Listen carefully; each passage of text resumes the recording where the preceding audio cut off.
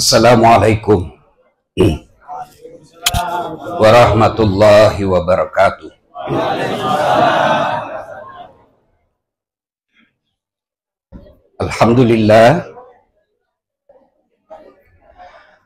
Alhamdulillahi rabbil alamin. Wa bihi nasta'inu ala umurid dunya waddin. Asyhadu an la ilaha illallah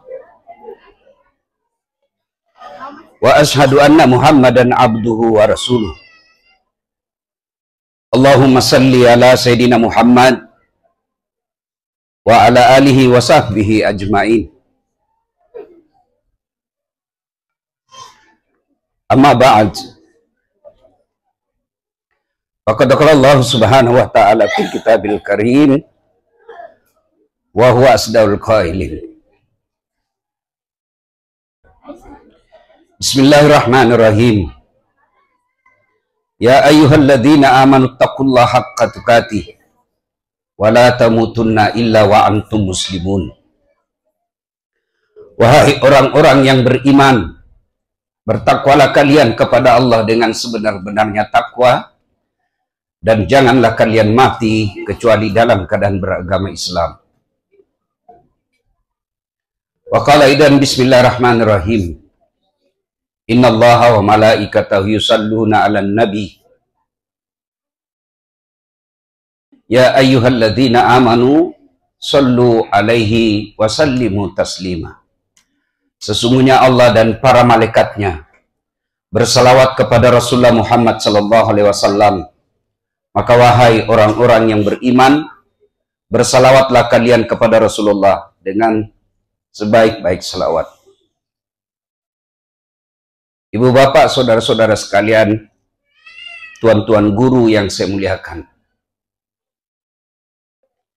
Tiba-tiba saya mengingat masa kecil saya dulu. Saya melihat itu apa yang orang bilang tadi, Opera House. Itu hanya bisa saya lihat di gambar waktu itu. Saya tidak pernah membayangkan bisa menginjakkan kaki di tempat ini. Saya melihat ibu saya menjual kainnya untuk menyekolahkan saya.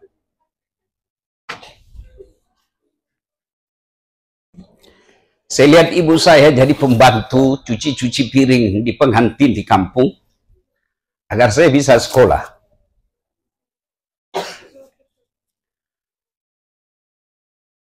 Ibu saya petarung. Bapak saya pergi merantau, bertahun-tahun tidak ada kabar di Kalimantan. Karena waktu itu belum ada alat komunikasi. Bapak saya malu balik ke kampung karena belum berhasil.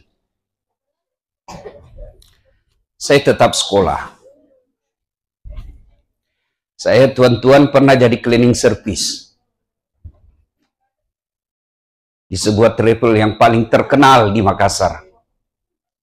Saya bilang sama yang koordinator kebersihannya, tidak usah gaji saya, tapi tolong kalau ada undian umroh, masukkan nama saya, mudah-mudahan saya bisa umroh gratis.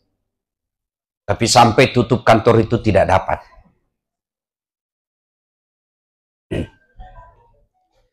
Saya pernah menjadi pegawai catering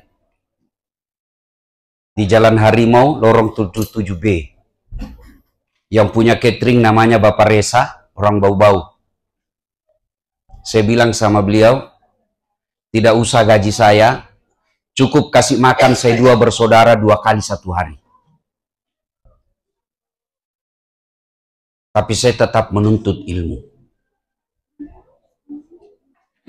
Saya pernah jadi roper koran di Sulawesi Selatan, harian fajar. Selesai sholat subuh, saya pergi bawa itu koran langganan. Kadangkala diburu anjing yang punya rumah. Jalan kaki saya sekolah dari Jalan Harimau, Pak. Bapak-bapak yang pernah tinggal di Makassar. Jalan Harimau, jalan kaki ke Jalan Cakalang. Berkilo-kilometer. Kadangkala kita sembunyi-sembunyi karena malu dilihat teman, orang miskin. Tapi saya pegang janji Allah. Tidak mungkin sengsara hidupnya orang yang baik ilmunya. Banyak lagi kisah menarik dalam hidup saya. Dan saya sudah bukukan buku cerita hidup saya ini. Judulnya buku saya itu baru saja diterbitkan Gramedia. Bapakmu boleh miskin, bapakmu boleh miskin, Tuhanmu maha kaya. Alhamdulillah, dulu saya pegawai cleaning service di travel dan tidak dapat-dapat. Alhamdulillah sekarang saya punya travel sendiri. Saya sudah 9 kali haji. Umroh tak terhitung. Dulu ada kawan saya setiap keluar, ada guru saya di sini, Prof. Darwis. Itu di Unhas, lantai 2. Ruang PIS 3, ruang 207. Kalau saya mengajar di situ, saya selalu terkenang. Begitu saya keluar kuliah, ditunjuk saya sama teman saya. Dasat, tidak malu-malu kau itu. Bajumu cakar semua. Cakar itu baju rombengan, baju bekas kita beli. 100.000 bisa 5 biji. Kalau di toko 100.000 dapat 1, ini dapat 5, masih bisa ditawar. Ditunjuk saya. Saya tidak malu dan tidak sakit hati. Saya hanya berdoa, ya Allah, berikan saya umur panjang supaya saya bisa berbuat baik sama ini orang. Alhamdulillah rasanya sudah belasan tahun itu kawan saya, setiap Ramadan saya kasih zakat. Yang menghina saya itu. Kalau saya dulu jalan kaki, pergi sekolah, tidak bertakabur dan tidak bermaksud sombong, kendaraan saya sekarang yang saya pakai, belum ada samanya di Sulawesi Selatan. Dengan izin Allah. Saya bukan mau sombong, ini motivasi buat kita semua. Apa rahasianya? Ini yang saya mau bagi di tempat ini. 1, birrul walidain. Berbuat baiklah kepada kedua orang tuamu. Adik-adik ini yang masih jomblo-jomblo, kau niatkan cari kerja ke sini supaya kau bisa muliakan orang tuamu. Allah pasti bahagiakan kamu. Tapi kalau kau cari kerja supaya bisa belikan handphone cewekmu, berhenti kau kerja. Tuan-tuan yang saya hormati, dengan izin Allah, sayang sekali bapak saya tidak bisa melihat seperti saya. Tapi saya bangga bersyukur, saya sempat hajikan, sempat saya naikkan haji. Ibu saya juga sempat saya selesaikan ibadah haji. Ibu saya masih sehat, umurnya 86 tahun. Sebagai penghormatan terhadap orang tua saya buatkan masjid. Di kampung ada masjid, saya bikin nama bapak saya. Masjid Bani Abdul Latif. Di Makassar, belum setahun, sekarang masjid itu menjadi tujuan wisata rohani, tujuan wisata religi. Saya beri nama ibu saya, Masjid Hajjah Sitimang. Bapak-bapak, kalau ada datang merantau ke sini, lalu tidak pernah ingat orang tua, pasti akan jadi budak kerja. Tidak akan kau dapat kenikmatan hidup dunia akhirat. Anak-anak kita ajarkan birrul walidain. Tidak ada gunanya dia tinggi sekolahnya kalau dia tidak tahu berbuat baik sama orang tuanya. Budaya cium tangan jangan sampai hilang di kalangan anak-anak kita. Budaya memuliakan orang tua jangan sampai hilang di anak-anak kita. Saya mau tanya ibu-ibu, kalau ibu-ibu meninggal siapa yang doakan ibu? Suamimu? Kawin lagi. Dia dengarlah ceramah saya, istri saya ini. Dia bilang, Ustadz, jadi kalau saya duluan mati, Ustadz mau kawin lagi. Saya bilang, kau sini sayang. Dengar baik-baik. Jangankan kau meninggal, masih hidup saja, saya selalu berpikir kawin lagi. Apalagi kalau kau sudah mati. Siapa yang doakan? Siapa? Anak. Kalau anakmu sekarang tidak tahu doa, jangan harap kau akan didoakan. Lihat anak-anak kita sekarang. Generasi Gen Z. Hah? Coba lihat mereka kalau perisiara kubur. Apa dia baca doa? Tidak. Dia update status. OTW siara. Sampai di kuburan, dia pegang batu nisannya neneknya, selfie. Goodbye, grandmother. Mau lihat masa depan Bapak Ibu sekalian, lihat anakmu sekarang. Biar dia cakep, cerdas, pintar bahasa Inggris, tidak tahu ngaji, tidak ada gunanya. Coba kalau ibu-ibu meninggal, anak-anak kita baca doa, pakai bahasa Inggris. Oh my God. Nah, dia pakai bahasa Indonesia juga. Birrul walidain. Adik-adikku sekalian, jangan pernah kosong rekeningnya orang tuamu. Jangan pernah orang tuamu sudah 70 tahun masih mikir sembako. Masih bingung tentang pembayaran listrik airnya. Tak ada gunanya kau datang merantau jauh-jauh kalau kau biarkan orang tuamu tidak bahagia. Biarlah kamu menderita di sini, asal orang tuamu bahagia di kampung. Tapi jangan sampai kau hidup mewah di sini, ibu bapakmu masih mikirkan sembako di kampungmu. Tak ada gunanya kau jadi orang Islam. Ridallah fi ridal walidain. Ridanya Allah tergantung ridanya kedua orang tua. Suktillah fi suktil walidain. Murkanya Allah tergantung murkanya kedua orang tua. Artinya, kalau orang tuamu sudah ridha, maka Allah bukakan seluas-luasnya ridhanya. Lalu ada yang bilang, Ustadz saya dari kecil tidak disekolahkan. Paman saya yang sekolahkan saya. Nenek saya yang sekolahkan saya. Apa saya tetap berbuat baik sama orang tua saya? Belajar kok kisahnya Ibrahim alaihissalam. Siapa bapaknya Ibrahim alaihissalam? Azar, penyembah berhala, pembikin patung berhala. Ibrahim mau ribut sama bapaknya. Saya mau lawan bapakku. Allah katakan, hehehe. Kalau bahasa Makassar, hehehe. Sadar kau Ibrahim. Itu bapakmu. Tapi dia nyembah berhala. Itu bapakmu. Dia nyembah berhala. Allah katakan, kau yang mengalah. Kau keluar dari desamu. Jangan kau lawan bapakmu. Ini anak-anak kita sekarang. Tinggi sekolahnya sampai magister. Bapaknya tidak setuju dengan jodohnya. Kolot. Itu kan dulu. Itu pada zaman Nabi. Beleng-beleng.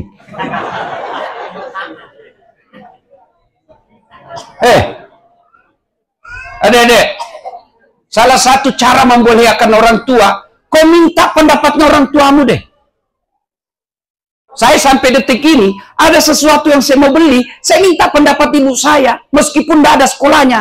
Mak, melok kamelianu, magai mak, cocok moga. Mak, saya mau beli. Menurut mak bagaimana pendapatnya? Benar enggak? Apa kata mak saya?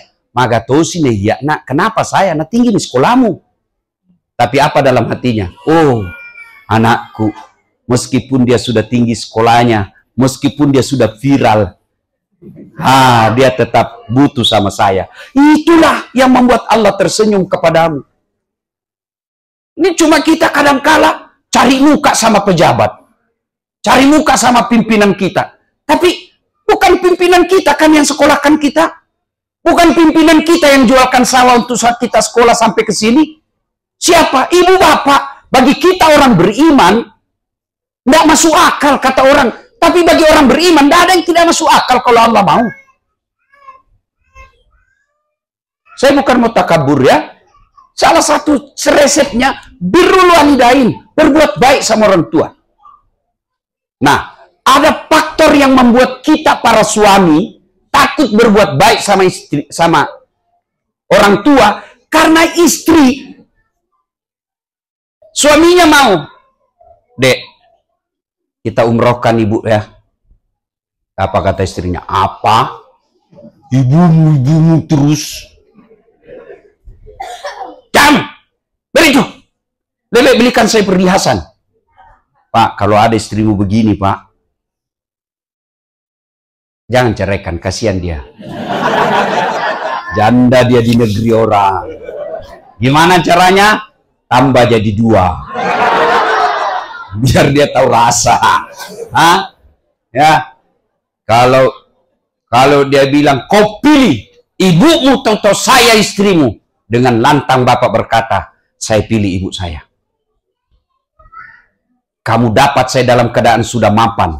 Kau dapat saya dalam keadaan sudah sukses. Ibuku dari rahimnya. dia didik saya. Lalu kamu banding-bandingkan. Oh, sudah. Istri seperti ini, Pak, ini yang membuat berkahnya Allah rumah tangga hilang. Sehingga kalau sudah hilang berkah dan ridha Allah dalam rumah tangga, mobilmu mewah, rumahmu mewah, perhiasanmu banyak, depositomu banyak, tapi tidak pernah kau dapat kedamaian jiwa. Penyebabnya durhaka kepada kedua orang tua. Ibu-ibu, lu, bu, halo ibu, ibu, masih ingat waktu hamil? Masih? Ibu-ibu waktu hamil bisa tengkurap enggak? Bisa? Berapa lama ibu tidak tengkurap? Bayangkan 9 bulan. Coba lihat ibu hamil. Jalan aja setengah mati kan? Aduh. Mau duduk pakai standar samping. Aduh. Iya toh ibu? Masih ingat waktu melahirkan? Ada enggak ibu-ibu melahirkan senyum? Mentang-mentang istri PhD, keluar kok nak? Mati, tidak. Setengah mati juga. Tapi perempuan modern sekarang semua mau dibelah. Ibu-ibu, masih ingat waktu menyusui? Apalagi waktu tumbuh giginya kan? Iya toh?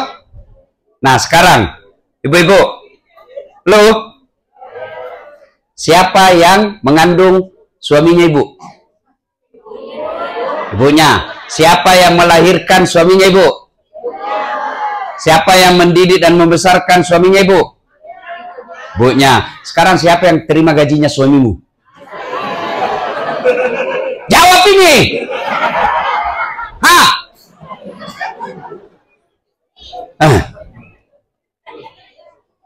Maka pantas ketika ibu durhaka sama suami, ridha Allah hilang. Ingat bu, kewajiban suami tidak pernah lepas untuk menafkahi orang tuanya. Kalau ibu sudah diberikan nafkah, misalnya kebutuhan ibu 10 juta dalam sebulan, suami sudah memberikan 10 juta itu, maka hak ibu cukup sampai di situ, jangan lagi bertele-tele. Kecuali ibu tidak dipenuhi yang 10 juta itu, suami berdosa karena tidak memenuhi kewajibannya. Nah, mulai jengkel ini ibu-ibu ini. Kan dia bilang, oh Ustadz, penghasilan suami kan semua harus dikasih ke istri. Oke, kalau begitu, apakah semua kewajiban istri dilakukan ke suaminya? Enggak kan? Maka jangan sampai suamimu berdosa kepada orang tuanya gara-gara takut sama istrinya. Bapak-bapak juga jangan takut sama istri. Berhenti kau jadi laki-laki kalau kau takut sama istrimu. Hah? Masa mau takut? Nah kita yang cari uang. Hah? Ayo. Dia ngamuk Ustadz. Kenapa kalau dia ngamuk? Menangis Ustadz. Enggak apa-apa kalau dia menangis. Dia pecahkan piring. Piring masih bisa dibeli. Dia pecahkan televisi. Alhamdulillah berhenti nonton film Korea. Piring, gelas, TV boleh dibeli kembali. Harga diri sebagai suami tidak boleh diinjak-injak istri. Takbir! Nah itu lihat takbir yang takut sama istrinya. Kalau kami orang Bugis tidak ada yang takut sama istri pak. Tidak ada yang takut sama istrinya kalau orang Bugis. Cuma istri kami lebih berani daripada kami.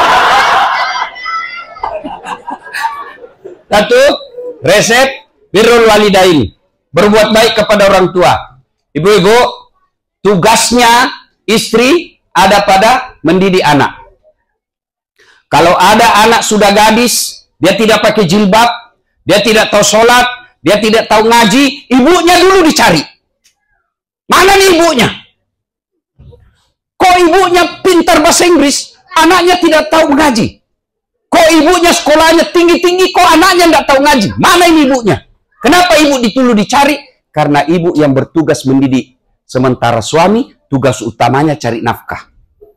Kalau ada anak tidak sekolah, nganggur, berhenti kuliah, gara-gara tidak punya duit, suaminya yang diseret nanti masuk neraka. Itu namanya bagi tugas. Maka istri yang baik, boleh cari nafkah, tapi tidak boleh mengabaikan tugas mendidik anak. Boleh dia bekerja, boleh. Tapi kalau anaknya tidak tahu ngaji, anaknya tidak tahu sholat, tidak ada gunanya kerja.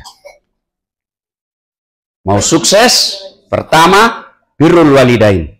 Adik-adik yang merantau, orang tua masih hidup, boleh amalkan seperti amalan saya. Minimal sehari 2 kali telepon orang tua. Baru bangun, telepon, mau tidur, telepon. Mak, mana kabar? Enak tidur malam? Wah, saya mimpi ini, nak. Ah, itu mimpi aja, Mak. Apa kegiatan hari ini, Mak? Ini. Doakan saya selamat sampai sini cari nafkah. Begitu ibumu katakan amin, itulah doa. Tidak mesti dia sholat dulu. Kalau ibumu sudah katakan amin, arasnya Allah bergetar. Mau tidur lagi, Mak, bagaimana kegiatan hari ini? Baik, nak. Jangan lupa, Mak, supaya tenang perasaan, maafkan anak-anaknya Mak yang ada salahnya. Karena biar kami cari jauh dan cari nafkah di sini, kalau emak marah sama kami, tidak ada berkah dalam hidup ini. Oh, tidak ada dosamu, nak. Kau belum minta maaf, saya sudah maafkan. Alhamdulillah. Ya, Mak, selamat tidur, Mak, ya. Assalamualaikum. Itu kalau sudah begitu kau lakukan 2 hari, serahkan selebihnya urusan duniamu kepada Allah. Ini bagi orang yang percaya akhirat. Ini orang yang percaya kepada Allah. Kalau sudah tidak percaya kepada Allah, nasihat seperti ini tidak ada gunanya, tidak masuk di akal buat mereka. Birrul walidain. Imma yablughanna indakal kibra ahaduhuma au kilahuma fala taqul lahumā uff wala tanharhuma wa qul lahumā qaulan karima. Itu kata Allah dalam Al-Qur'an. Yang kedua, resep supaya bisa dunia menjadi ditaklukkan. Yang kedua, jangan lupa sholat. Saudara-saudara sekalian, maafkan saya kalau saya harus berkata, Bapak Ibu munafik kalau tidak jujur mengatakan, Bapak tinggalkan negara Indonesia karena cari dunia. Bohong Bapak kalau katakan, kami datang ke sini Ustaz, supaya bisa lebih cantik. Bohong, pasti gara-gara dunia. Iya kan? Nah sekarang siapa yang punya dunia? Siapa yang punya dunia? Allah. Artinya apa? Mustahil dunia dalam genggaman kalau Allah kita jauhi. Saya kasih contoh. Saya akrab dengan gubernur, contoh saja, gubernurnya Kalimantan Selatan. Begitu saya sampai di Kalimantan Selatan, Banjarmasin, Pak Gubernur, saya ada di Banjarmasin, saya mau keliling-keliling cari orang Bugis di sini, tapi saya tidak ada mobil. Kata Pak Gubernur, oh, mohon maaf Pak Ustadz, saya lagi di Jakarta, tapi tidak sama masalah Ustadz, tenang aja. Maksudnya Pak Gub, tenang aja, tunggu ya. Pak Gubernur telepon ajudan. Ajudan, siap Pak Gubernur. Itu ada Ustadz Dasat di bandara, kau jemput, bawakan kendaraan, full tangki, jangan lupa kasih pembeli oleh-oleh. 30 menit kemudian datang ajudan. Pak Ustadz, ada kiriman mobil dari Pak Gubernur, silakan pakai selama Ustadz ada di sini. Ini pembeli bensin, ini juga pembeli oleh-oleh.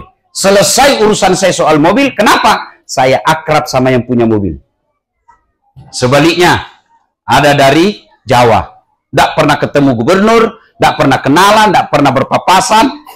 Pak Gubernur, Assalamualaikum. Waalaikumsalam. Saya di Banjarmasin. Siapa nih? Ya, saya. Boleh pinjam mobilnya? Siapa ditelepon Pak Gubernur? Siapa? Polisi. Tukang tipu itu. Nggak pernah kenalan pinjam-pinjam mobil. Tangkap dia. Begitu juga dengan tuan-tuan. Nggak pernah sholat. Sholatnya cuma hari Jumat. Paling terlambat datang, paling cepat pulang. Orang khotbah dia tidur. Tiba-tiba ada masalahnya dalam hidup merantau. Ya Allah, capek sudah saya menghadapi hidup saya ini. Ya Allah, capek saya. Allah katakan, malaikat karena dia sudah capek hidup, cabut nyawanya. Maka perbaiki sholat. Tidak ada yang mustahil bagi Allah kalau sholat kita baik. Ustadz, saya ada masalah, pasti sholatmu tidak beres. Ada enggak orang tidak ada masalahnya?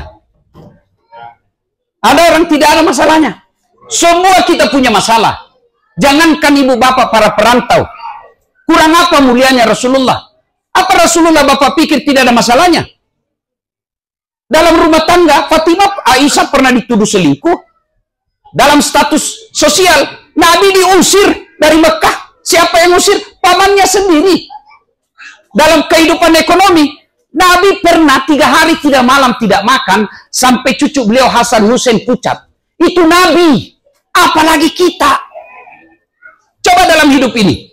Bapak-bapak, kalau istrimu cantik, kok kira bukan masalah? Istri cantik digoda orang, Pak. Kita tidak tenang bekerja.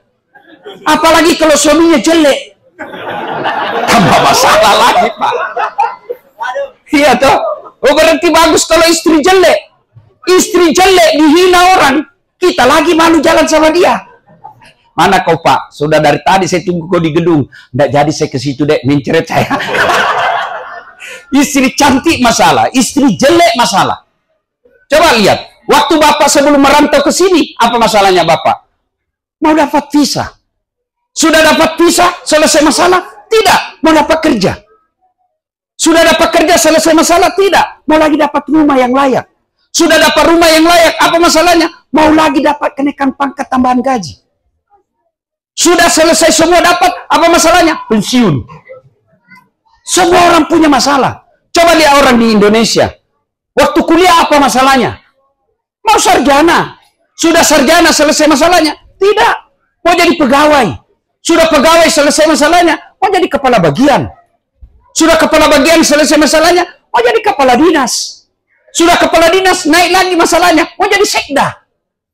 Sudah jadi sekda tambah besar masalahnya? Mau jadi bupati. Sudah jadi bupati, mau selesai masalahnya? Tidak. Mau 2 periode. Ya kan? Sudah 2 periode, selesai masalahnya? Ditangkap KPK. Ngerti juga dia si bocil ini. Semua orang punya masalah. Ibu bapak, saya sebagai pendakwah, apa bapak ibu pikir tidak ada masalah?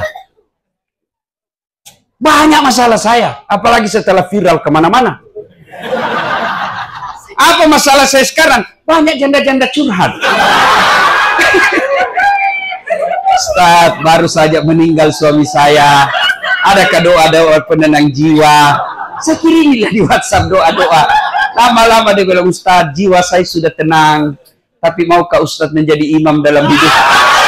Saya bilang, oh, mohon maaf ibu, saya bukan imam, saya penceramah. Semua kita punya masalah. Maka, alhamdulillah, Allah tidak mengatakan, dasar kalau mau selesai masalahmu, kau jadi dokter dulu. Tidak. Ipin, ada masalahmu, kau jadi orang kaya dulu. Tidak. Ibu, ada masalahmu, kau jadi profesor dulu. Tidak. Kau jadi anggota DPR dulu. Tidak. Kau jadi dokter dulu. Tidak. Allah cuma minta, ista'inu bisabri wassalah. Sabar, perbaiki sholatmu, saya yang selesaikan itu masalahmu. Itu janji Allah, bukan janji caleg. Wah, kalau caleg janji kita, Pak, andai saja boleh dijanji surga, dijanji kita surga, Pak. Ini kartu nama saya, sama-sama kita orang Bugis. Ada masalahmu, telepon saya 24 jam. Begitu terpilih, dia ganti nomor HP-nya. Tapi kalau Allah yang sampaikan, ada masalahmu, perbaiki sholatmu, tingkatkan kesabaranmu, saya yang selesaikan itu persoalanmu. Itu janji Allah. Berarti kalau ada masalah dalam rumah tangga, dalam pekerjaan, dalam ketentraman jiwa, tidak usah cari kambing hitam, lebih koreksi sholatmu. Mohon maaf, sayang seribu sayang, kita sebagai perantau, sholat kita anggap remeh. Kalau sholatmu tidak beres, bos, duitmu banyak, rumahmu bagus, tabunganmu bagus, tapi kalau kau tidak sholat, kau tidak akan punya ketentraman jiwa. Dia kaya, Ustadz, ya kaya. Tapi apa? Allah kasih hukuman. Apa hukumannya? Kata dokter, Pak, menurut hasil laboratorium, Bapak dilarang makan nasi. Tuh, duitnya 7 miliar itu, Pak. Dilarang makan nasi. Jangan makan daging, Pak, ya. Jangan makan ikan. Jangan juga makan garam. Menurut hasil lab, Bapak juga tidak boleh minum gula. Jadi apa yang boleh saya makan? Ya, Bapak menurut ini hanya boleh makan ubi rebus. Ya, na'udzubillah min dzalik. Maka saudaraku, sholat. Saya sudah sholat, Ustaz. Kenapa masalah saya dalam hidup ini tidak mau berhenti? Betul Ibu, sholat tapi tidak ikhlas. Hayya 'alas shalah, sholat lagi. Padahal barusan asar. Nah, Ibu Bapak ketawa karena membayangkan diri sendiri. Saya sholat, Ustaz. Betul sholat tapi main-main. Allah. Ya kada bodoh, ya kada. Ihdinas.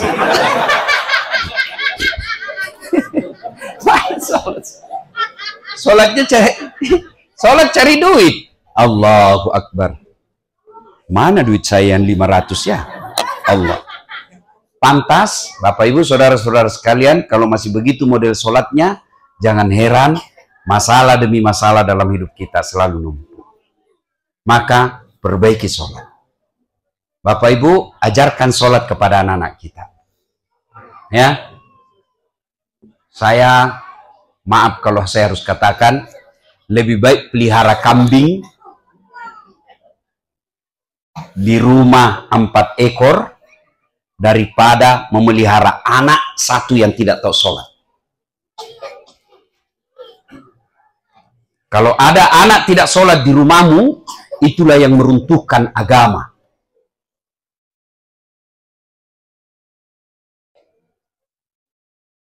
Kambing, ibu-ibu tahu kambing? Tahu kambing? Kalau ada kambing nakal, kakak saya jual beli kambing di kampung. Kalau dia nakal kambingnya, dia panggil penjaganya. Jual itu. Bawa pasar. Sampai di pasar tidak ada beli. Bawa pulang, potong. Dagingnya jadi sate. Isi perutnya jadi coto. Ekornya sop buntut. Kakinya sop kikil. Pipinya sop pipi. Lidahnya sop lidah. Semua dipakai. Tanduknya perhiasan. Kulitnya jadi baju. Pelernya bakar waktu kecil obat kuat. Itu kambing. Kambing. Tapi kalau ada anakmu tidak sholat, tukang tipu, pemabuk, dia mau diapain? Tidak sholat, kau mau apain? Jual? Siapa mau beli? Potong? Siapa mau makan? Itulah makna Al-Quran. Kalau manusia tidak punya iman, dia lebih hina dari binatang. Maka, sholat. Kadangkala, kita banyak tidak sholat, karena 1, tidak dapat wudhu. Tempat kita susah cari air wudhu. Maka saya sarankan, bagi saudara-saudara di sini, tidak sama di Indonesia, kapan saja kita bisa dapat air wudhu. Sini agak susah, tempat sholat juga susah. Keluar, sudah ada wudhu. Setiap Anda mandi, langsung wudhu. Bagaimana kalau jabat tangan, Ustadz? Jabat tangan di kantor? Itu berbeda pendapat Imam Masyhab. Syafi'i, batal. Imam Ahmad, selama tidak ada nafsu, tidak batal. Makanya saya kalau mahasiswi saya, di kampus, selesai ujian, selesai saya mengajar, dia mau jabat tangan, saya tidak jabat tangan. Cukup saya bilang, ya terima kasih deh. Kenapa? Dia masih muda, saya juga masih muda. Masa Ustadz nafsu? Ayat tidak mengatakan, la taqrabu zina illa ustadz. Jangan dekati zina kecuali ustadz, biar ustadz hancur juga. Iya toh? Dia cantik. Saya tidak gagah. Saya akui saya tidak gagah. Tapi saya penuh pesona. Mana buktinya? Mau ke semua foto sama saya toh? Maka kalau adik-adik mahasiswa saya, cukup saya begini. Ya sudah. Tapi kalau emak-emak yang usia 70 tahun, sudah bau minyak gosok, saya jabat tangan lah. Tidak mungkin saya nafsu sama mama. Tidak tahulah kalau dia nafsu sama saya. Nah, wudhu. Begitu masuk waktu sholat, tidak ada tempat sholat. Sholat tidak mesti di masjid. Sholat tidak mesti di musola. Kalau kalian semua, para perantau, susah mencari rumah ibadah, susah mencari, di mana saja boleh. Bahkan di pekarangan boleh. Di teras juga boleh. Baru-baru saya tidak tahu apa namanya itu kampung di Brisbane sama Pak Prof Darwis. Sudah mau asar, sudah mau maghrib, kami belum sholat duhur dan asar. Cari-cari cantik tempat ibadah tidak ada. Ditunjukkan ada di sana masjid di sana. Kita ke sana ternyata sudah tutup itu masjid. Cari. Saya bilang mau ini ada. Saya dapat gereja. Nah kita sholat di sini di pekarangan gereja. Begitu kita lagi sholat, tiba-tiba datang yang penjaga gereja. Dia bilang, kenapa kau sholat? Kita sholat, cuma enggak. Saya tunggu dulu sebentar, saya selesaikan. Tidak mungkin. Salat saja. Boleh. Jangan sampai alasan Bapak mengatakan tidak ada tempat di mana saja di muka bumi ini boleh Anda sholat. Nah, kecuali di jalan raya. Itu namanya cari masalah, Pak. Yuk Bapak, saudara-saudara sekalian, sholat. Nah, kapan lagi banyak ibu-ibu, kalau ibu-ibu banyak tidak sholat kalau dia selesai haid. Ustadz, katanya kalau selesai haid, subuh baru mulai. Begitu subuh kesiangan. Nah, dia bilang besok lagi. Tidak. Kalau jam 8 malam bersih, atau jam 10 malam bersih, ibu yakin sudah bersih, maka sudah wajib sholat isya. Ya. Kapan lagi perempuan banyak tidak sholat? Kalau ada pengantin atau pesta-pesta. Dia dempul mukanya. Coklat, biru, krem, abu-abu. Bulu matanya palsu. Ya, semua. Nah, tiba waktu sholat. Suaminya bilang, kau sholat deh. Apa? Sadar kok. Saya sadar, saya suruh kau sholat. Kau tidak lihat ini make upku. Lebih disayang make upnya daripada sholatnya. Ini aslinya belen-belen. Sholat. Saudara-saudara sekalian, kalau sholat baik, Allah yang selesaikan apa? Tidak masuk akal, Ustaz. Tidak ada yang tidak masuk akal bagi Allah. Kalau Allah berkehendak, cukup Allah mengatakan, kun, jadi. Ibu-ibu saya tanya, bisa enggak perempuan hamil enggak pernah disentuh laki-laki? Bisa enggak? Menurut ilmu kedokteran, enggak mungkin. Tapi kalau Allah mau, Siti Maryam enggak pernah disentuh laki-laki, melahirkan Isa Al-Masih. Bisa enggak kita tidur? Bisa enggak tidur? Enggak pernah bangun-bangun 3 hari. Enggak mungkin. 24 jam aja enggak pernah bangun, pusing. Tapi kalau Allah berkehendak, jangankan 3 hari, 309 tahun. Ashabul Kahfi. Bisa enggak orang dibakar kedinginan? Enggak mungkin. Tapi kalau Allah mau, Ibrahim alaihissalam dibakar dalam api, keluar kedinginan. Enggak masuk akal. Kalau Allah yang mau, enggak ada, enggak masuk akal. Bisa enggak tuan-tuan masuk perut ikan? Kalau saya, ikan masuk perut saya. Tapi kalau Allah berkehendak, bisa. Yunus alaihissalam 40 hari dalam perut ikan, keluar dengan selamat. Kalau Bapak tidak percaya dengan kisah yang saya sampaikan tadi, berhenti jadi Islam. Kenapa? Itu semua dijelaskan dalam Quran. Maka, sholat diperbaiki, selebihnya biar Allah yang urus urusan kita. Yang ketiga, resep. Bapak, ini yang berkaitan dengan ilmu kita. Kenapa saya bisa sampai di sini? Bukan karena saya kaya, bukan karena saya pejabat, bukan karena saya selebriti, tapi apa? Karena Allah titipkan ilmu. Itulah ilmu.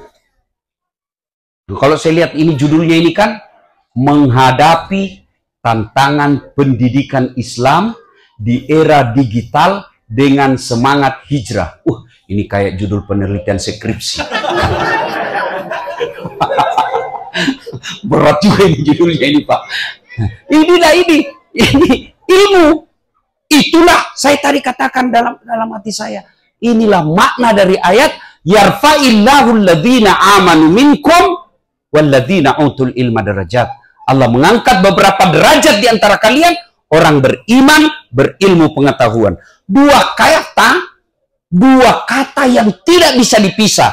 Iman, ilmu. Kalau ilmu saja tidak ada iman, maka ilmumu bisa kau gunakan untuk menyesatkan manusia. Tapi iman tanpa ilmu itu mustahil. Kenapa? Karena iman dipelajari dulu. Iman bukan diwarisi. Tapi iman tidak bisa dibeli, tapi dipelajari. Belajar Quran. Ilmu ini penting. Ayat pertama yang Allah keluarkan, turunkan, bukan perintah sholat, bukan perintah haji, bukan perintah puasa. Apa? Iqra. Baca. Maka saudara-saudaraku, yang ahli ekonomi, baca. Yang ahli statistik, pelajari. Yang ahli mesin, silahkan. Yang ahli komputer, silahkan. Dengan catatan, Iqra bismi rabbikal ladzi khalaq. Atas nama Tuhanmu. Artinya, kalau saudara-saudara sekalian, sedulur-sedulur sekalian punya ilmu, tapi kalian yakini ilmumu tidak mendekatkan diri kepada Allah, maka itu ilmumu tidak ada gunanya. Apalagi kalau ilmu yang kalian punyai semakin menjauhkan diri kepada Allah, saudaraku, itu bukan nikmat, tapi itu azab. Nah, pelajari, belajar. Jangan sampai Anda magister, Anda PhD, tapi tidak tahu tayamum.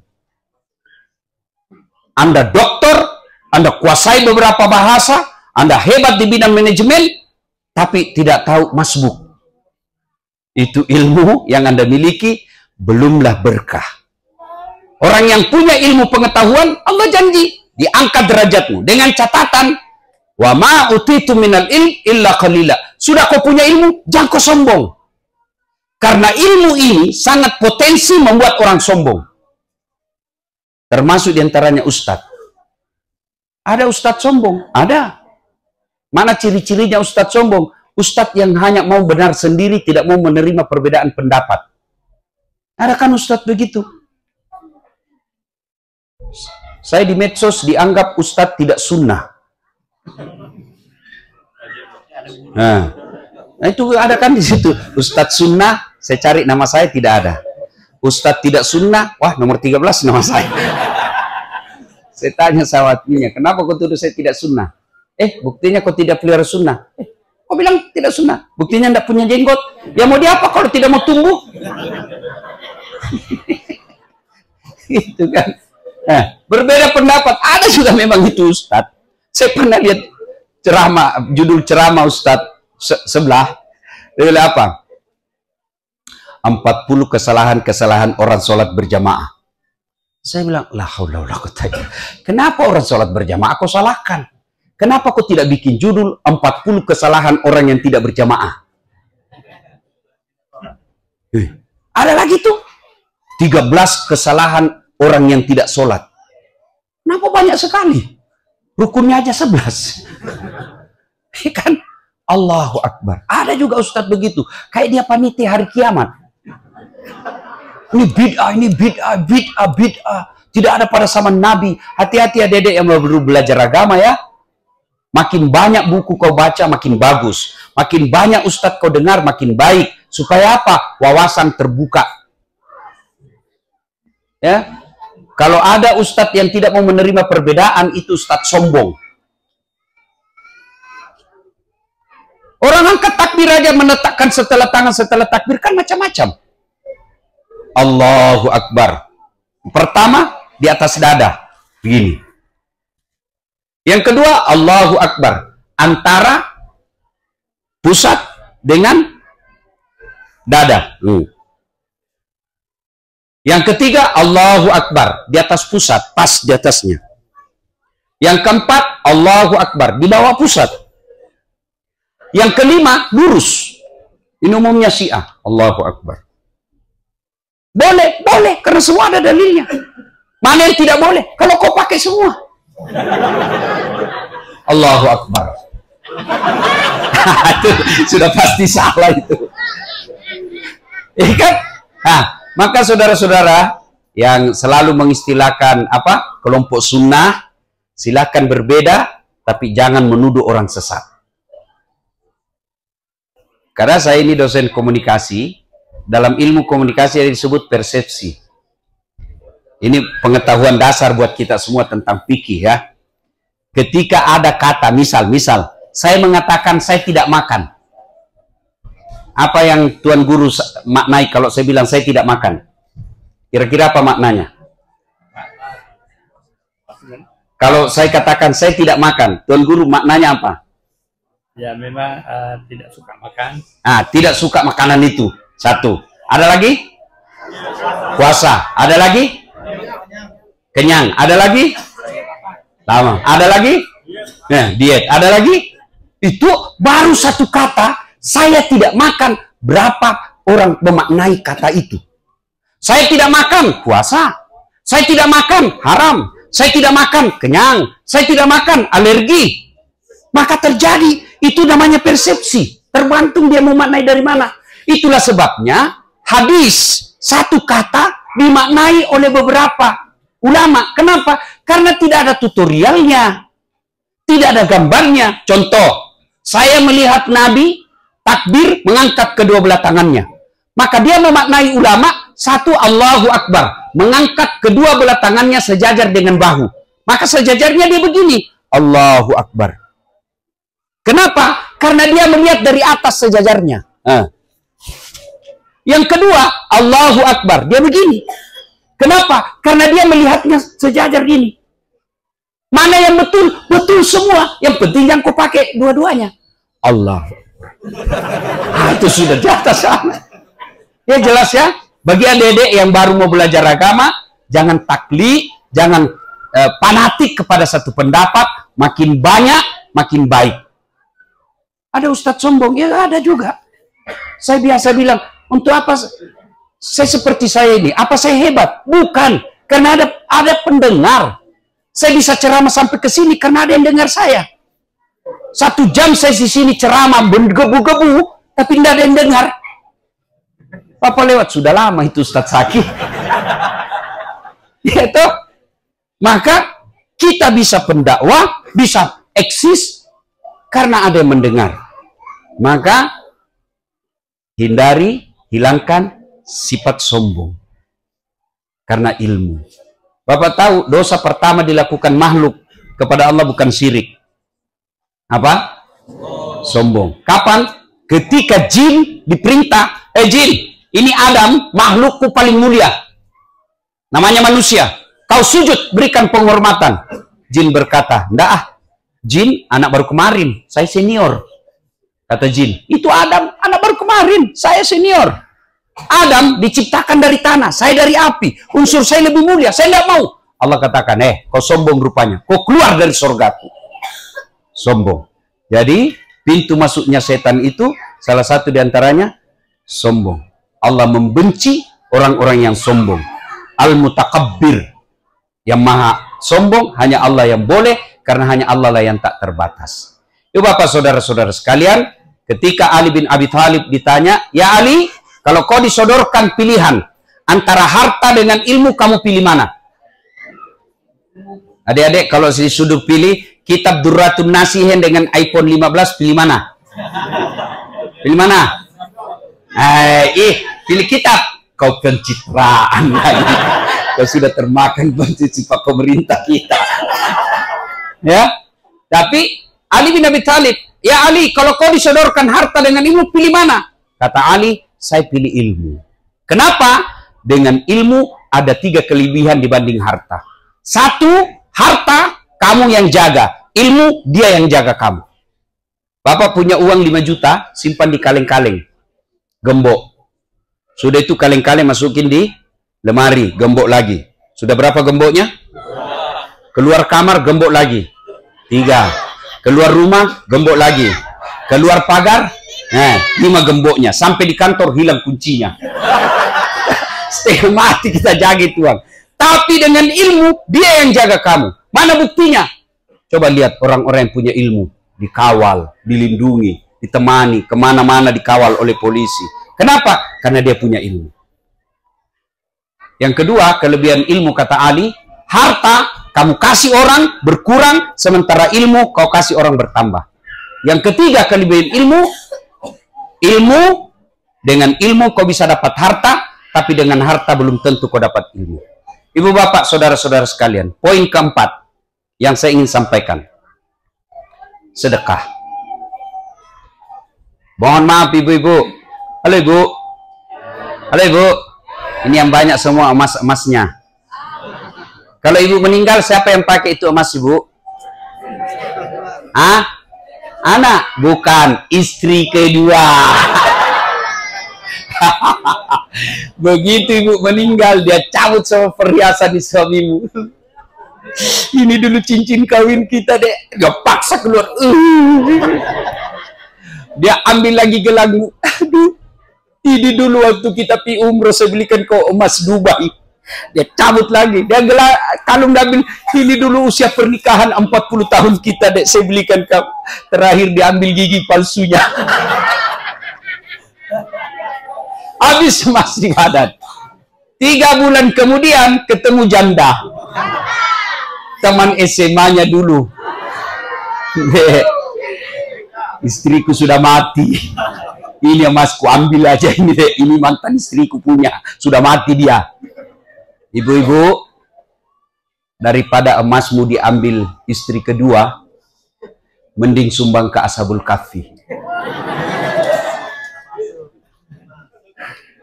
Ayo, pernah lihat orang diantar jenazahnya? Pernah? Sering. Kata Nabi, 3 yang mengantarmu, 2 yang balik lagi, 1 yang temani kau masuk. 1, anak, keluarga, istri, handai tolan, kawan. Begitu bapak meninggal, dia ikut mengantar. Tapi ada yang mau masuk kubur? Jangankan masuk kubur ibu, duduk saja di depan batu nisan kita sampai malam, tidak ada yang mau. Yang kedua, harta. Keluar semua harta. Begitu ketinggalan tikar, tikar, cere. Bawa pulang. Ada harta yang masuk menemani kita? Ada? Ada kain kafan. Kain yang paling murah. Ini ibu-ibu nih, yang mukanya di bleaching, glowing, mati kok cacing makan semuanya.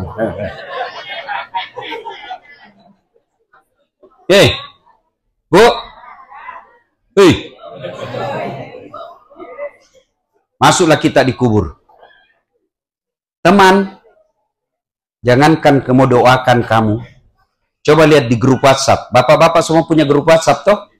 Coba lihat kalau ada meninggal teman kita. Paling kiri RIP. RIP.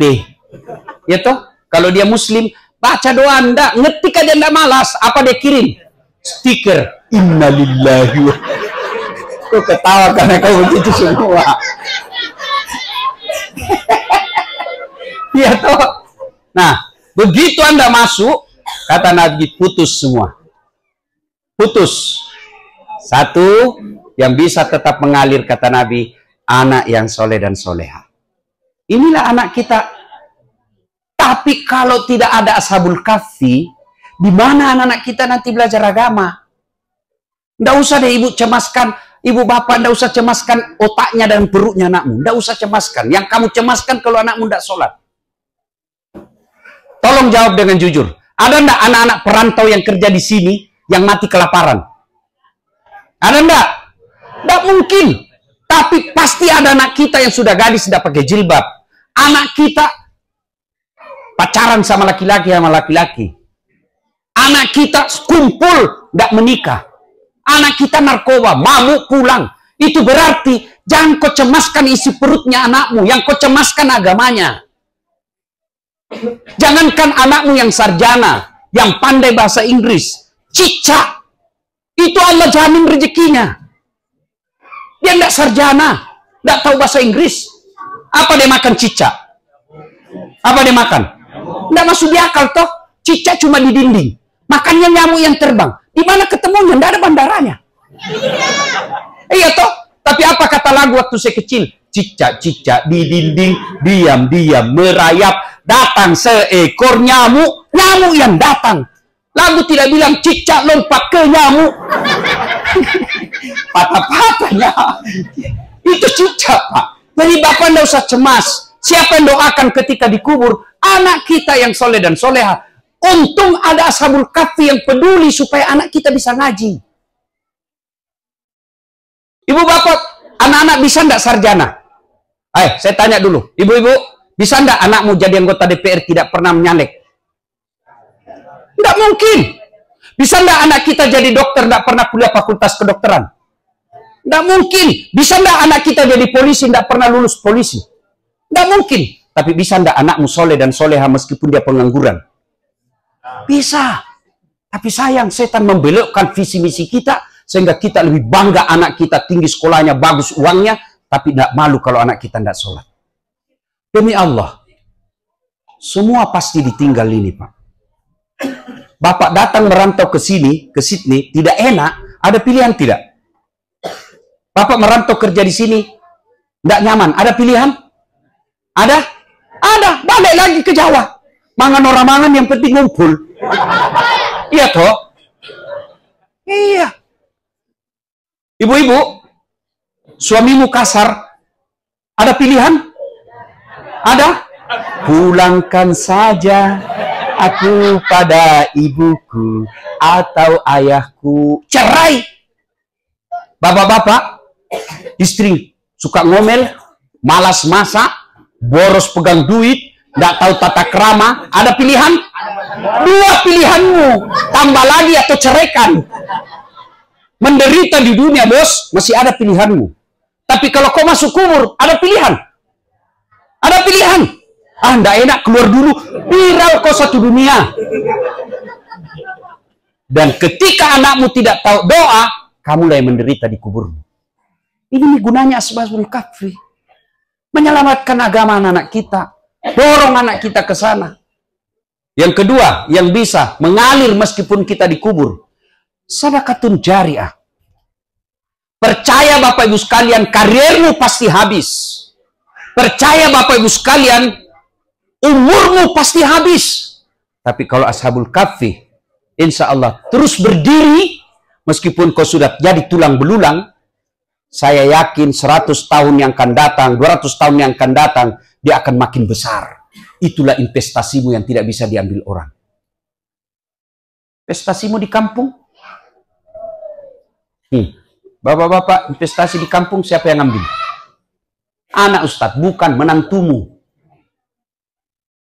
Maka sedekahlah. Dan saya tidak pernah melihat orang bangkrut gara-gara sedekah. Tolong, ada enggak orang bangkrut gara-gara sedekah? Ustadz, itu rumahnya yang kuning dulu itu kaya Ustadz. Hanya karena rajin sedekah dia bangkrut. Tidak ada yang bangkrut itu selingkuh. Bangkrut itu judi. Bangkrut itu narkoba. Tidak ada orang bangkrut gara-gara sedekah. Yang ketiga, yang bisa mengalir terus mengelur meskipun sudah arwah, ilmu yang bermanfaat. Dan disitulah di Ashabul Kahfi. Jadi fokusnya 3 yang bisa menolong kita, konkretnya menjadi 1, derma untuk Ashabul Kahfi. Sedekahlah. Ibu bapak saudara-saudara sekalian, itu sedekah. Ada yang namanya zakat. Ini zakat ibu, kalau ibu tidak keluarkan, jangan heran anakmu kepala batu tidak mau mendengar. Saya kasih contoh. Namanya zakat. Ini air putih isinya. Halal, bisa diminum. Halal. Inilah penghasilan kalian, bapak ibu, tuan-tuan. Inilah hasil gajimu yang halal, cari nafkah. Ini boleh minum. Tapi karena tidak dikeluarkan zakatnya, maka ibaratnya, mohon maaf, ibaratnya ibu bapak celupkan ke toilet, kloset, celupkan tangannya bapak, nggak usah yang ada kuningnya. Betul-betul putih saja di situ, celupkan, tidak usah semuanya, ambil, angkat jari-jari kita, teteskan di sini satu tetes saja. Kira-kira bapak ibu masih mau minum? Masih mau minum? Itulah zakat yang 2,5% kau tidak keluarkan, mengotori semua hartamu yang halal. Kalau hartamu sudah kotor, istrimu pembangkang, anakmu tidak nasihat, hatimu keras, kaswatul qalbi. Kenapa? Karena ada haknya orang kamu makan. Itu yang 2,5%. Tapi kan saya cari nafkah Ustaz. Saya yang tinggalkan di Indonesia. Halal ini Ustaz. Saya setengah mati cari uang. Ingat itu kisahnya Sa'labah. Sa'labah pelihara kambing, mewah, beranak pinak, diminta zakatnya. Apa katanya? Saya tidak mau, enak aja. Padahal Nabi yang suruh bilang, enak aja, saya setengah mati kerja, mau minta-minta 20%. Nggak. Turun ayat. Ada di antara kalian ketika miskin, dia baik kepada Allah. Tapi setelah kaya, dia lupa Allah. Disampaikan ayat ini kepada Sa'labah. Sa'labah, kau yang dikena ini ayat. Siapa lagi di Madinah kecuali kau seperti ini? Dari baru menyesal, dia bawa zakatnya kepada Nabi. Apa kata Nabi? Enggak, kau sudah permalukan saya 3 kali. Bawa itu sendiri. Wafat Nabi, Abu Bakar terima zakatku. Apa kata Abu Bakar? Enggak, Nabi aja enggak berani. Wafat Abu Bakar, ganti Umar terima zakat. Enggak, 2 sahabat, Nabi dan Abu Bakar enggak mau, mana saya berani. Akhirnya apa? Dijelaskan dalam sejarah, Sa'labah meninggal dalam keadaan kekufuran dan hartanya bangkrut. Sedekah dan keluarkan zakat. Saudaraku, zakat itu syaratnya 2. Cukup haul dan nisabnya. Haulnya 1 tahun, nisabnya 2,5%, ukurannya apa? 85 gram emas. Artinya apa? Kalau Bapak punya harta senilai 85 gram emas, saya tidak tahu berapa di sini kalau 1 gram emas. Di Indonesia 1.200.000. Ya? Ya, kurang lebih lah 1,5 juta. 1,5 juta. Kalau 85 gram itu kurang lebih 120 juta. Bapak punya uang 120 juta dan mengendap di rekening 1 tahun, wajib Bapak keluarkan 2,5%. 2,5% saja, Pak, tidak cukup 3. Selebihnya 97,2 ambil semuanya, kata Allah. Saya cuma minta 2,5%. Kemana itu? 8 yang boleh menerimanya. Salah satu di antaranya sangat pantas untuk Ashabul Kahfi. Ya, maka keluarkan zakat sedekahnya, Pak. Insya Allah, Allah berkahi harta. Kalau harta sudah diberkahi, Pak, meskipun tidak banyak, tapi membuat hati tenang.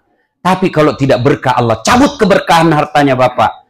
Maka jangan heran tidak ada kedamaian, ibarat rumah yang tidak punya ventilasinya. Kan ulama mengajarkan rukun Islam itu 5, ya kan? Ya, 1, apa itu? Syahadat. Ya, syahadat itu pondasi. Harus kuat. Biar hebat tiangnya, bangunannya bagus, tapi pondasinya rapuh, gampang rusak. Yang kedua, di sholat. Sholat itu tiang. Kalau tiangnya kuat, insya Allah kuat itu bangunan. Yang ketiga, puasa. Puasa ini, apa itu? Fungsinya pembersih. Kalau ada rumah tidak ada pembersihnya, pasti kotor itu rumah. Itulah puasa. Yang keempat, zakat. Ventilasi. Kalau ada rumah tidak ada ventilasinya, tidak ada pintunya, tidak ada jendelanya, di dalam hanya berputar-putar, pasti pengap. Dan yang kelima, ada atap. Atap inilah haji. Bapak Ibu yang sudah mapan, niatkan pergi haji. Kalau Bapak Ibu tidak haji padahal sudah mampu, 2 matinya kata Nabi. Matinya dalam keadaan fasik. Fasik itu Islam gimik-gimik. Islam pencitraan. Islam tapi pura-pura, itu namanya fasik. Yang kedua, matinya kafir, mati dengan tidak membawa iman. Sudah daftar, tiba-tiba wafat, Allah sudah tahu. Kita sudah daftar, tapi belum dapat giliran. Ibu, bapak, saudara-saudara sekalian, banyak yang ingin kita sampaikan, tapi waktu jualah yang membatasi kita. Saya tidak tahu apakah ada sesi tanya jawab. Ya, saya silahkan saja. Mumpung saya ada di sini, meskipun sebenarnya ini bonus. Saya tidak ada program datang ceramah, karena saya datang tugas sebagai akademisi, dosen. Tiba-tiba diminta datang ke sini untuk dakwah, ya kita alhamdulillah. Kalau masih mau dengar, saya kira tidak sampai di sini ceramah saya. Ternyata sampai juga. Itulah tantangan peluang dakwah di digital tadi, yang kayak jurur skripsi itu tadi. Itulah itu salah satu bagian. Ya, mudah-mudahan ada manfaat. Kalau ada yang mau bertanya silahkan. Billahi taufiq wal hidayah. Assalamualaikum warahmatullahi wabarakatuh.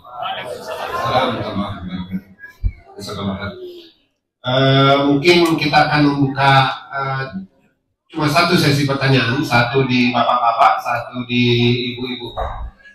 Apa ada perwakilan mungkin satu di bapak-bapak, satu di ibu-ibu? Kami persilakan. Pada takut semua kayaknya tadi sempat disinggung tentang poligami. Ya. Oke, ada dari bapak-bapak satu. Nanti kami tunggu untuk ibu-ibu. Assalamualaikum warahmatullahi wabarakatuh. Waalaikumsalam warahmatullahi wabarakatuh. Ustaz, mungkin kita setuju semua bahwa Ustaz ini buat kita happy. Jadi pertanyaan saya, Ustaz, apa yang membuat Ustaz itu jadi happy? Memberi motivasi dari beginning sampai selesai. Ustaz itu membuat kita itu semangat. Apa tipsnya, Ustaz? Ya, terima kasih. Ya, terima kasih. Saya mungkin salah satu nikmat yang Allah berikan, saya tidak suka marah. Ya, itu bahkan kalau istri saya sudah lihat mau mulai marah, saya lebih dulu buka baju, saya joget. Berhenti dia marah. Ya kan? Kalau dia sudah mulai marah, lalu saya peluk, baru saya menyanyi, bila kamu di sisiku, berhenti marah. Marah, kata Nabi, jangan marah. Karena marah pintu masuknya setan. Apa yang membuat saya happy dalam dakwah? Prinsip saya dakwah begini. Dakwah itu da'i. Da'i itu mengajak. Tidak mungkin orang mau diajak kalau dimaki-maki. Tidak mungkin orang mau datang kalau ditakut-takuti. Maka prinsip saya dakwah, kalau dia tidak bisa paham, paling tidak saya buat dia gembira. Buat dia senang. Meskipun saya oleh kelompok sebelah, saya dibilangi Ustadz stand up komedi, Ustadz cari muka, Ustadz plat merah, Ustadz pelawak. Tapi bagi saya tidak ada masalah. Buktinya non-muslim pun senang dakwah saya. Ini tadi ada lagi non-muslim Chinese ngajak saya untuk ceramah. Anaknya menikah, jelas-jelas dia Chinese, non-muslim, nasihat perkawinan, saya diminta. Padahal jamaahnya non-muslim. Baru-baru saya diundang ke Papua untuk ceramah dalam gereja.